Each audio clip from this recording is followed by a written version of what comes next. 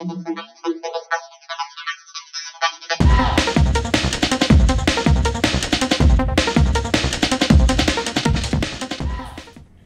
Friends, welcome to Nishal the blog. ভালো আছি, তোমরা সবাই ভালো আছো তো? সবাইকে গুড মর্নিং। এখন বাজে 8টা। আমরা ঘুম থেকে উঠে পড়েছি, চা বিস্কুট খাওয়া হয়ে গেছে। এবার আমরা ব্রেকফাস্ট করে নেব। আজকে ব্রেকফাস্টে হচ্ছে ব্রেড দিয়ে স্লাইস চিজ আর কেক। ও দেখানো হয়নি, এরকম পড়তে বসে গেছি। আমাদের আজকে কি লাঞ্চে কি কি হবে সেগুলো দেখাবে।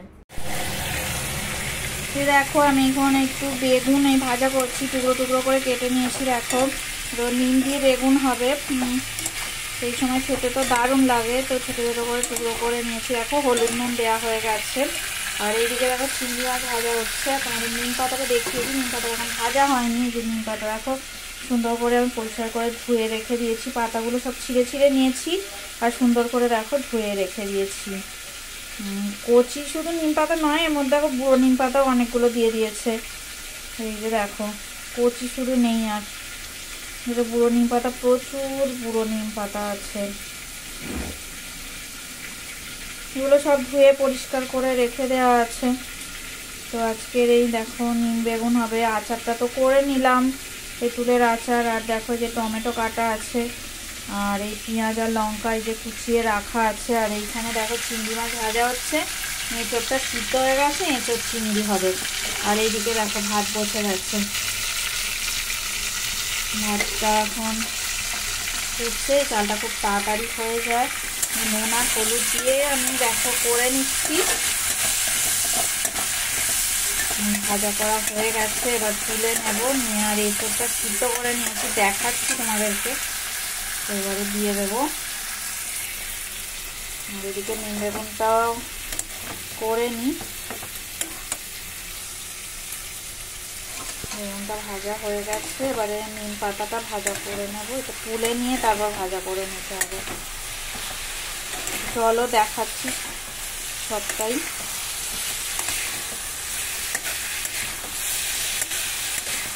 হয়ে যাক বেগুন ভাজা করা, তারপরে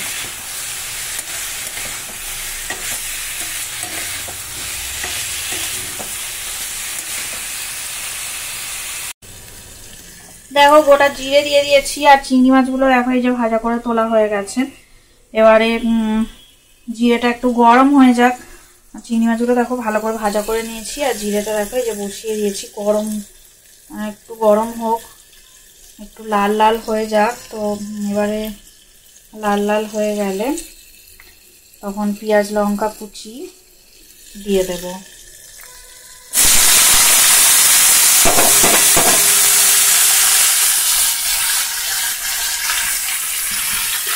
তো দেখো লঙ্কা পেঁয়াজ দেওয়া হয়ে গেছে, তো ভালো করে ভাজা করে নেব।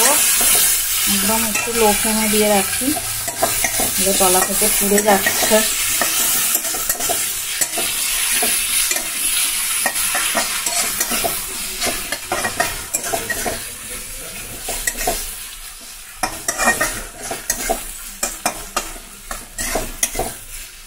আর নুন আর হলুদ দিয়ে দিই।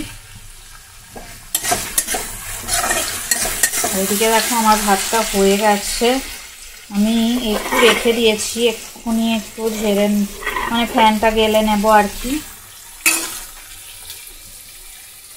আর এখানে যে নিম পাতা এখনো দিইনি, বেগুনটা একটু বড় কাটা হয়েছে না, আর বেগুনটা না সিদ্ধ হয়নি। দেখো এই যে এখনো ভাজা হচ্ছে, চাপা দিয়ে রেখেছিলাম, ঢাকা দিয়ে দিয়ে ভাজা হচ্ছে। তো এদিকে দেখো আমি ওই পেঁয়াজ দিয়ে ভেজে টমেটো দিয়ে দিয়েছি, আর এখানে নুন দিয়ে দিয়েছি, আর একটু হচ্ছে লাল লঙ্কার গুঁড়ো দিয়েছি, আর আদা রসুন বাটা দিয়েছি। দিয়ে ভালো করে মশলাগুলো একটু নাড়াচাড়া করে নিচ্ছি।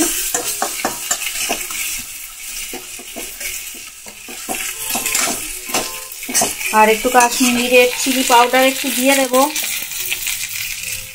তো দেখো আমি 1 চামচ দিয়ে দিলাম, আর একটু দিই, মানে কালারটা হলে বেশ ভালো লাগে। আর এদিকে দেখো আমি ভাজা করছি, দেখো এই যে দিয়ে দিয়েছি নিম পাতা।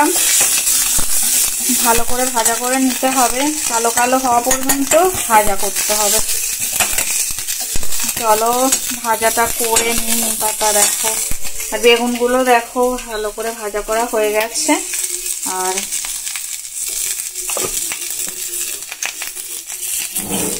নিম পাতাটা ভাজা হচ্ছে, চলো ভালো করে ভাজা করে নিই নিম পাতা। আর এদিকে দেখো এটা একটু কষিয়ে নিই, একটু পরে চিংড়িটা দিয়ে দেবো।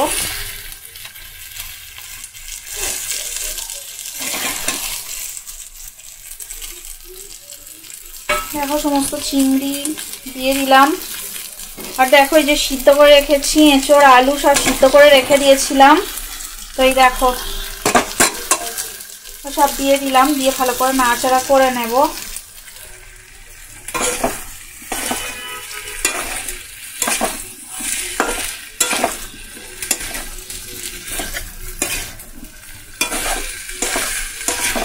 চলো ভালো করে কষিয়ে নিই।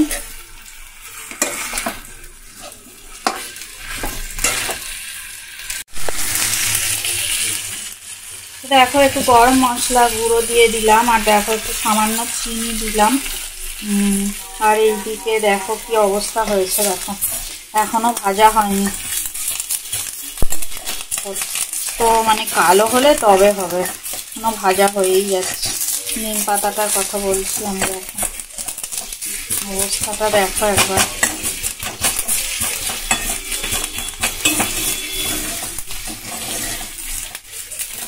কালো হলে তারপর তো ভালো লাগবে, কাঁচা কাঁচা কে খাবে। চলো দেখি এটা নাড়াচাড়া করে নিয়ে একটু সুন্দর করে। আমার তলার দিকে বসে যাচ্ছে, নাড়া একটু জল দিতে হবে, একটু আমি ফোনটা রাখছি, একটু জল লাগবে। তো দেখো এই যে রান্না হয়ে গেছে, তো এই যে দেখো বেগুন দিয়ে নিম পাতা রেডি হয়ে গেছে। আর কুলের আচারটা দেখো বানিয়েছিলাম, এই যে সেই দেখো কুলের আচার। আর এটা না একটু নিম পাতা ভাজা করে রেখে দিয়েছি, এটা থাক, পরে অন্যদিন আবার মাখিয়ে খাওয়া যাবে। তো অনেক নিম পাতা হয়ে গেছিল, অতটা হলে কি হবে বলো তো, তেতো হয়ে যাবে। তো দেখো এই যে ভাত তো হয়ে গেছে, আজকে এই ছোট ডেচকিটাকে করে ভাত করেছি, তো চাপা দিয়ে রাখি। আর এই দেখো এখানে বাবার এই কি গরম এখনো আছে, প্রচন্ড গরম। সাঁড়াশিটা কোথায় গেল আমার, পাওয়া গেছে, সাঁড়াশি দিয়ে তুলি, প্রচন্ড গরম।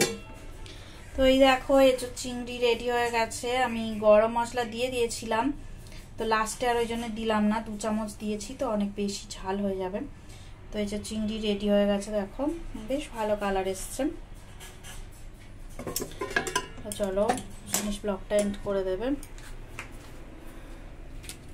কুলের আচারটা কেমন হয়েছে তোমরা একটু বলো আমাকে, ভালো হয়েছে নাকি শুধু একটু জানিও।